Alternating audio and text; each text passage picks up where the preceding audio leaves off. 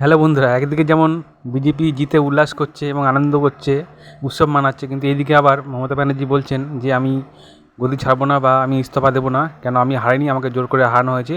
তো ওনার মুখেই বিস্তারিত শুনুন উনি কী বলছেন। আমরা তো হারিনি যে যাব। হারলে আমি যদি শপথ নিতে যেতাম তাহলে আমি রেজিগনেশনটা করতাম। এখন তো কোয়েশ্চেন ডাজন্ট অ্যারাইজ। জোর করে দখল করে যদি কেউ মনে করে যে আমি কি রেজিগনেশন দিতে হবে, no, not that. Election commission can defeat us, but morally I am telling you that we won the election.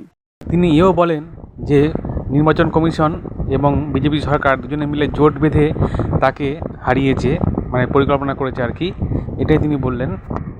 এবং তিনি এও বলেন যে তার বিরোধী দলের নেতারা তাকে সাপোর্ট করেছে, যেমন সোনিয়া গান্ধী, রাহুল গান্ধী, যে বিপক্ষ দলের নেতারা, তাদের মমতার সঙ্গে একজোট হবেন, তিনি সাপোর্ট পেয়েছেন। তো এই দিন হয়তো লড়বেন। তো আগেও এরকম হয়েছে, তারা একে অপরের সঙ্গে ছিল, আমরা দেখেছি, ফুটেজ কিছু দেখাচ্ছি, আর তার কথা শুনুন।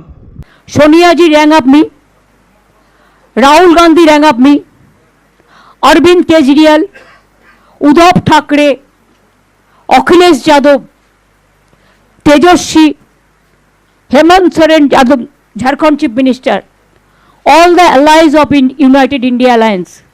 হ্যালো বন্ধুরা, অতীতেও আমরা দেখেছি যে তারা রাজনৈতিক ব্যাপারে তারা একে অপরের সঙ্গে ছিল, তাদের বিরোধিতা থাকা সত্ত্বেও তারা একে অপরকে সাহায্য করেছিল। তো আবার তারা এক হচ্ছে আর কি, তো আমার যা মনে হচ্ছে। তো এখন জানি না এখন কোন দিকে কী গড়াবে। মমতা ব্যানার্জি তো সহজে হার প্রাপ্ত নয়, সবাই জানি, উনি থেমে থাকেন না।